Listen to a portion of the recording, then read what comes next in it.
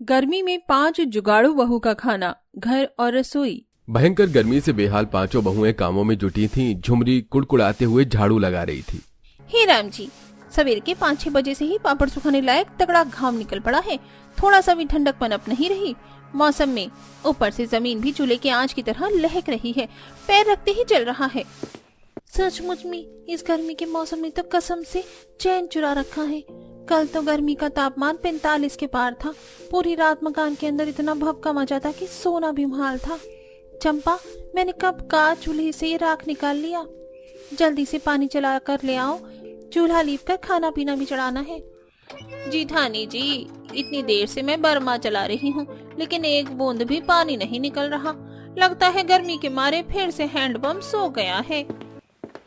चंपा भाभी, जितनी देर में आप इस सूखे हैंडपंप को चलाने में टाइम खराब कर रही हैं, इतने में जुगाड़ लगाकर चंपा कल चालू कर लिया होता।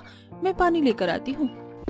इतना कहकर पांचवी बहू कविता आंगन में से मकान के भीतर जाकर गागर मटके बाल्टी सब में देखने लगती है। हे भगवान, मटका, बाल्टी, गैलन, गागर सब कुछ बिल्कुल खाली पड़ा है। चुल्लू भर भी पानी नहीं है। बिना पानी के तो हैंडपंप भी नहीं चलेगा, तो बगैर पानी के खाना पीना, नहाना धोना निपटाना बड़ा दूभर हो जाएगा। पानी के बगैर घरेलू काम निपटाने का सोचकर कविता परेशान हो रही थी। तभी उसे गैलन में बहुत थोड़ा पानी जमा दिखाई देता है, जिसके पैंदी बालू रेत मिट्टी बैठी हुई थी। लगता है इसी किन पानी से चांपा कल चालू करना पड़ेगा, और कोई चारा नहीं है। कविता उस बालू वाले पानी को हैंडपंप में डालकर शुरू करती है, जिसे हैंडपंप में से रेतीला पानी निकलते देखकर आशा बुदबुदा पड़ती है। कर दिया काम खराब कविता, ये खाक जुगाड़ लगाया है तुमने। रेत बालू वाले पानी से हैंडपंप शुरू कर लिया। देखना जरा, पानी से ज्यादा तो बालू बाहर निकल रहा है। इस पानी से अगर खाना बिठाएंगे तो खाना भी किन बनेगा। फिर माँ जी और हमारे पति लोग खाने में नखरे ही करेंगे। हद है कसम से आशा भाभी, भलाई का तो जमाना ही नहीं है। एक तो मैंने जुगाड़ लगाकर कैसे कैसे थोड़े थोड़े पानी से हैंडपंप शुरू किया ताकि खाना बनाने में लेट ना हो, और आप उल्टा मुझ पर ही दाना पानी लेकर चढ़ रही हैं। कविता आशा के बीच में बर्मे को लेकर बहसबाजी देखकर सुलेखा मसले को सुलझाती है। देवरानी जिठानी जी, इतना बात का खींचीतानी करने की क्या जरूरत है। मेरे पास एक जुगाड़ है जिससे पानी में से रेत बालू सब निकल जाएगा। सुलेखा अपना जुगाड़पन दिखाते हुए चावल के भगोने के मुंह पर सूती कपड़ा बांधकर पानी डालती है, जिससे साफ पानी छनकर अंदर चला जाता है और रेत कपड़े की सतह पर जम जाती है। लीजिए, अब लग रहा है ना पानी बिल्कुल साफ स्वच्छ, जैसे आरओ से प्यूरिफायर किया हो। गजब मंजली जेठानी जी, बिल्कुल फुल टू फैंटास्टिक जुगाड़ लगाया है। चलिए आप चूल्हे पर चावल चढ़ा दीजिए, तब तक हम तरकारी बनाने का जुगाड़ लगाते हैं। देखते हैं मचान पर काछू उगा है क्या। ऐसा कहते हुए झुमरी लकड़ी का जीना लगाकर मकान के छप्पर पर चढ़ जाती है, जिस पर उसने जुगाड़ू तरह से कुछ कुछ सब्जियां, सेम, फली, लौकी, तोरई जैसी जुगाड़ू बेल वाली खेती उपजा रखी थी। तभी बेल में से उसे ताजी ताजी लौकी लटकी दिखाई देती है। हाय दैया, हमारे मकान पर क्या ढेर सारी कच्ची कच्ची ताजी ताजी लौकी उगी हुई है। 2-4 टाइम की सब्जी का जुगाड़ तो निकल जाएगा। तब झुमरी सतर्कता से मकान के छप्पर पर चढ़कर लौकी तोड़ने लगती है। वहीं कविता हाथ में टोकरी लेकर आंगन में खड़ी होती है। झुमरी, थोड़ा संभल कर, तुम्हें पता है ना हमारे मकान की छत कितनी कमजोर है। अरे देवरानी जी, तुम टेंशन नहीं हो रही। गांव में हम मचान पर बहुत बार चढ़कर सब्जी तोड़े हैं। तभी मकान के कच्चे छप्पर पर जोर पड़ने के चलते अंदर मिट्टी झड़ने लगती है, जिससे पांचों के पति पिनपिना कर उठ जाते हैं। ये भगवान, इन लुगाइयों के राज में हमारा सोना भी दुश्वार कर रखा है। दिन चढ़ते खटपट चालू हो जाती है। अरे छत पर क्या चार डालने चढ़ी हो, घर में कितनी मिट्टी गिर रही है। प्रभात को गुस्से में भड़कते देखकर झुमरी नीचे उतर आती है, जहां गर्मी से पसीने पसीने होकर पांचों भाई मकान में से बाहर आते हैं। गाय भैंसियां पानी में, आज तो पक्का सुनने वाली है झुमरी। अरे आप लोगों की अकल क्या घास चरने चली गई है। जब पता है मकान की छत इतनी कमजोर कच्ची हो गई है तो उस पर चढ़ने की क्या जरूरत है। अभी हमारे हाथ में पैसा कौड़ी भी नहीं। अगर छत गलती से धंस जाती तो कहां से मरम्मत करवाते। अब बस भी कीजिए प्रभात देवा जी, क्यों सुबह सुबह राय का पहाड़ बना रहे हैं। छप्पर पर लौकी उगी थी, वही तोड़ रहे थे, वरना लगे लगे पक जाती। अरे प्रभात, अब चुप हो जा। सुलेखा, जल्दी से खाना बना दो ताकि हम पांचों खाकर खेत जल्दी से चले जाएं। जंगल में 2-4 नीलगाय पता नहीं कहां से घुस आई हैं। अगर खेत में पड़ गई तो सारी धान की फसल चढ़ जाएंगी, बड़ा नुकसान हो जाएगा। थोड़ी दिन में फसल की कटाई भी करनी है। जी, आप पांचों जितने नहाएंगे धोएंगे खाना बन जाएगा। तब पांचों भाई नहाते धोते हैं। वहीं बेचारी पांचों लू भरी हवा में आंगन में चूल्हा डालकर खाना बनाती है। ये लौकी पूरी तरह कच्ची है, एक भी बीज नहीं निकले। ऐसी लौकी के कोफ्ते बड़े स्वाद बनते हैं। यही तो फर्क है रेहड़ी वालों से बासा सब्जी खरीदकर बनाने में और तोड़कर ताज़ी सब्जी बनाने में। अगर इतनी धूप में खुली रसोई में बैठकर खाना पीना बनाने में शरीर भुट्टो के जैसे भुन जाता है।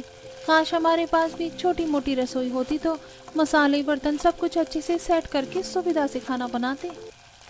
रसोई और मकान बना तो इस साल की फसल पर निर्भर करता है। बस भगवान करे इस साल फसल खराब ना हो, वरना हमारे पतियों ने जो कर्ज काट कर खेती करी है वो लालची मक्खी राम हमारे मकान को भी हथिया लेगा। कुछ देर में खाना बनाकर पांचों बहुएं परोस कर खिलाती हैं। क्या बात है, लौकी के कोफ्ते में से तो बड़ी मस्त चिकन मटन जैसी खुशबू आ रही है। आज तो पेट भर के खाना खाऊंगा। सच में भाभी, खाने तो बहुत ही अच्छा बना है, लेकिन घमासान गर्मी का हाल देखकर तो खाने का मन भी नहीं करता। चंदन जी आप लीजिए, मैं पंखा कर देती हूँ। तब पांचों अपने अपने पतियों को पंखा करके खाना खिलाती हैं, जिसके बाद पांचों भाई कड़ी गर्मी में अपने जंगल वाले खेत पर आ जाते हैं, जो कि नदी किनारे पड़ती थी, जिसमें उन्होंने धान की खेती लगा रखी थी। चंपा अपनी सास शोभा से खाने के लिए पूछती है। माँ जी आपका भी खाना निकाल दो, लौकी का कोफ्ता चावल बनाया है। बहू गर्मी इतनी पड़ रही है कि मसाले वाला खाना देखकर मन भर जा रहा है। मुझे एक गिलास ठंडे पानी में चने का सत्तू घोल कर दे दे। जी माँ जी अभी बनाती हूँ। चंपा जैसे ही सत्तू बनाने चलती है तभी शिबू भी सत्तू पीने की फरमाइश करता है। मैं भी सत्तू पीऊंगा, मेरे लिए भी ठंडा ठंडा सत्तू बना देना।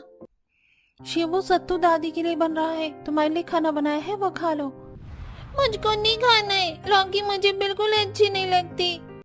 हे भगवान, ये लड़का इतना ज्यादा नखरेबाज हो गया है कि कुछ भी बना लो इसे भाता ही नहीं है। आशा बहू क्यों जब देखो गुस्सा करती है बच्चे पर, थोड़ा सा बना दे पी लेगा। दादी दादी अगर ये शिबू सत्तू पिएगा तो मुझको भी सत्तू पीना है। देख लिया आपने माँ जी, जब देखो ये चारों के चारों बस एक दूसरे की देखा देखी करते हैं। हमने चारों के लिए खाना बना रखा है, अगर इनमें से किसी को नहीं खाना था तो पहले बता देते, मैं इनके हिस्से का चावल नहीं डालती। कल भी इतना सारा चावल खराब करके फेंका था, किसी के लिए सत्तू नहीं बनेगा। सुलेखा जैसे ही सत्तू बनाने के लिए मना करती है, चारों बच्चे मुंह फुला लेते हैं और सबसे छोटी चिंकी चिड़चिड़ करती है। ठीक है, अगर सत्तू नहीं बनाओगे तो हम खाना नहीं खाएंगे। बाप रे, सबसे ज्यादा तो इस मैंगो की टिंकू का गुस्सा देखो, बम की तरह फटने को तैयार हो रही है। तब सुलेखा शोभा के साथ साथ बाकी चारों बच्चों को भी सत्तू बनाकर पिलाती है और पांचों टोकरी लेकर जंगल जाने लगती हैं। माँ जी हम पांचों जंगल जा रही हैं गोबर लेने, चूल्हा जलाने के लिए उपले खत्म हो गए हैं। बहू आते टाइम जंगल से मेरे लिए बबूल का दातून भी लेते आना, दांत दर्द से बहुत ज्यादा बथ रहा है। माँ जी मिलेगा तो हम ले आएंगे। और माँ हमारे लिए जंगल से कच्ची कच्ची कैरी लेके आना। हाँ ठीक है, ले आएंगे। तब पांचों जुगाड़ू बहू धधकती धूप गर्मी में जंगल चल देती हैं, जहां दोपहर के टाइम गरम गरम लू उड़ रही थी।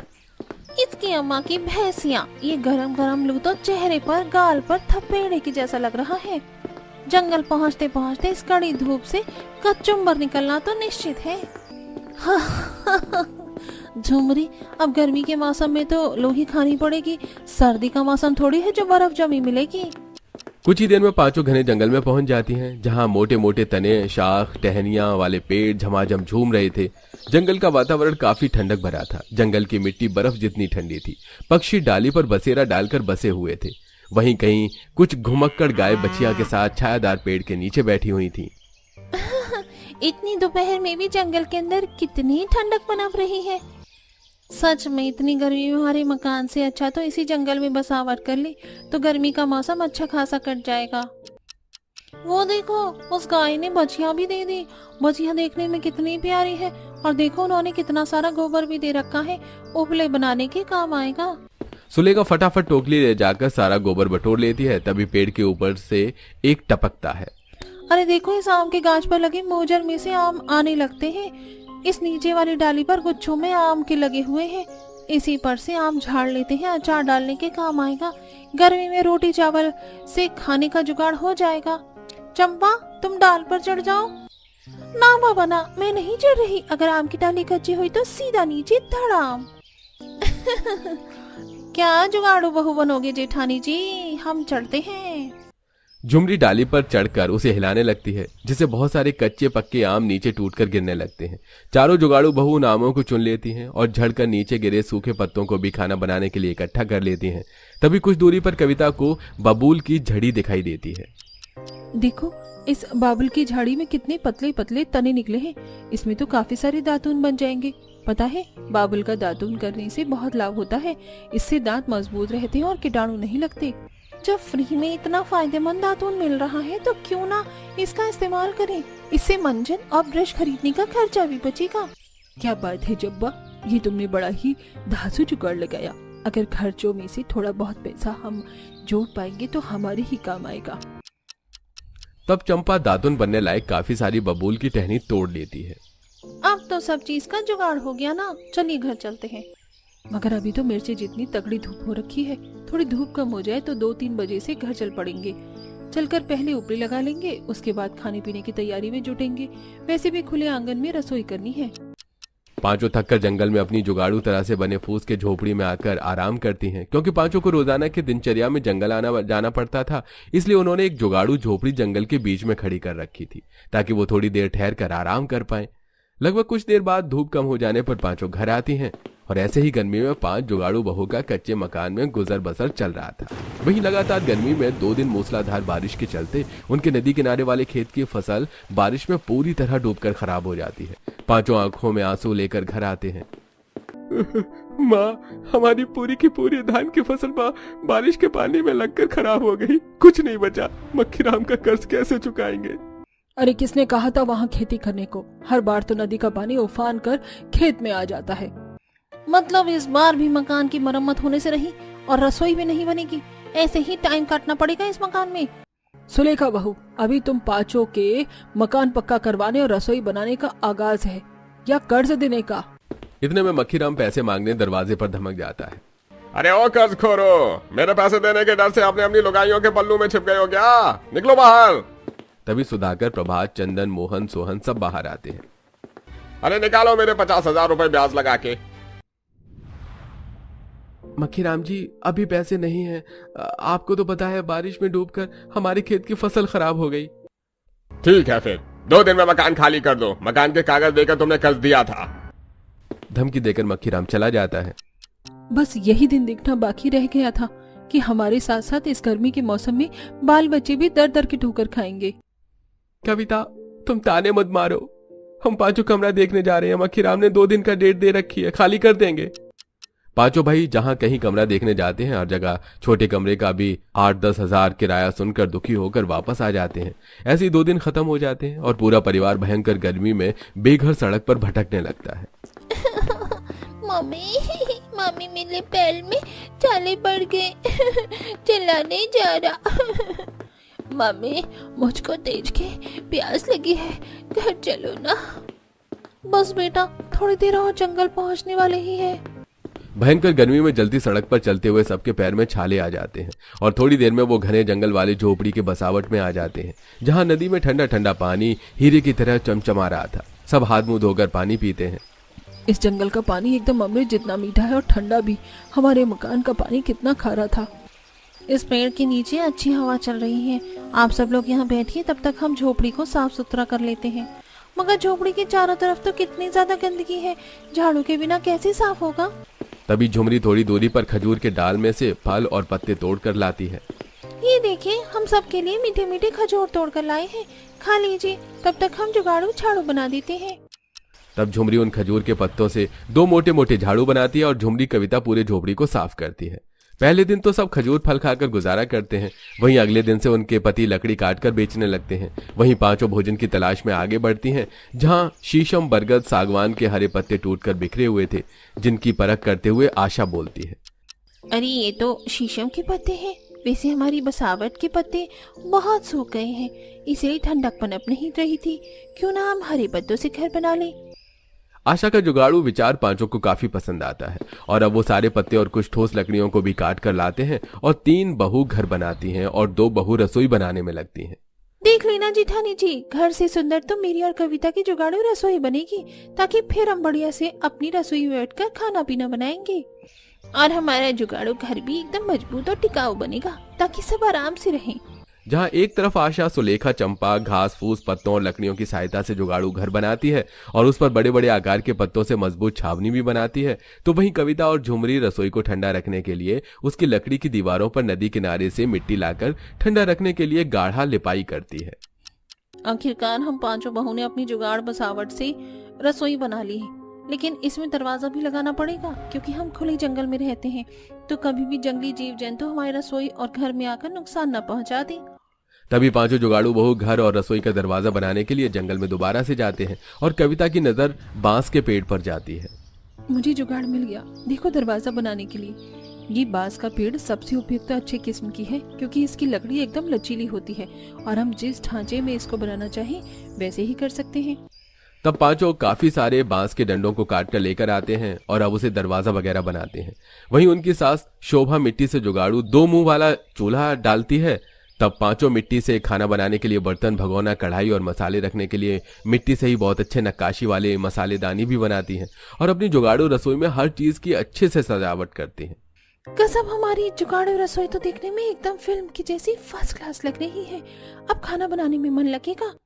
कुछ ही देर में अब वो मिट्टी के बर्तन सुखाकर अपनी ठंडक भरी जुगाड़ू रसोई के अंदर खाना बनाती हैं और 2 बहू जंगल से काफी सारे पत्ते इकट्ठे करके लाती हैं और उनसे खाना परोसने के लिए प्लेट्स थाली बनाकर लाती हैं। वहीं पेड़ पौधे की खुली हवा उनकी जुगाड़ू घर की खिड़कियों से अंदर आ रही थी। आहा, इस पत्ते के घर में कितना ठंडकपन है, बिल्कुल भी महसूस नहीं हो रहा कि गर्मी का मौसम चल रहा है। ये सब हमारे जुगाड़ू पत्नियों का नतीजा है जो ऐसे जंगल में भी उन्होंने घर रसोई की बसावट कर ली। वैसे हमारी पत्नियों की जुगाड़पन का सच में जवाब नहीं, हर परेशानी का जोड़ का तोड़ निकाल ही लेती हैं। 5 बहू के जुगाड़पन के लिए उनके पति खूब प्रशंसा करते हैं। वहीं जंगल में रहते हुए धीरे धीरे बहुओं में काफी सारी चीजें मिलती हैं, जैसे नदी किनारे आप रूपी हरे हरे साग, मिट्टी के अंदर उगी जीवी कद सब्जी, जिसे वो अपने खाने पीने के लिए इस्तेमाल करते हैं। और वहीं अब वो जंगल के थोड़े भाग को साफ करके गर्मी के मौसम को देखते हुए मौसमी ठंडी ठंडी सब्जियां उगाते हैं, जिसे वो अपनी रसोई में इस्तेमाल भी करते हैं और बाकी सब्जियों को बाजार में बेचकर कमाते भी हैं।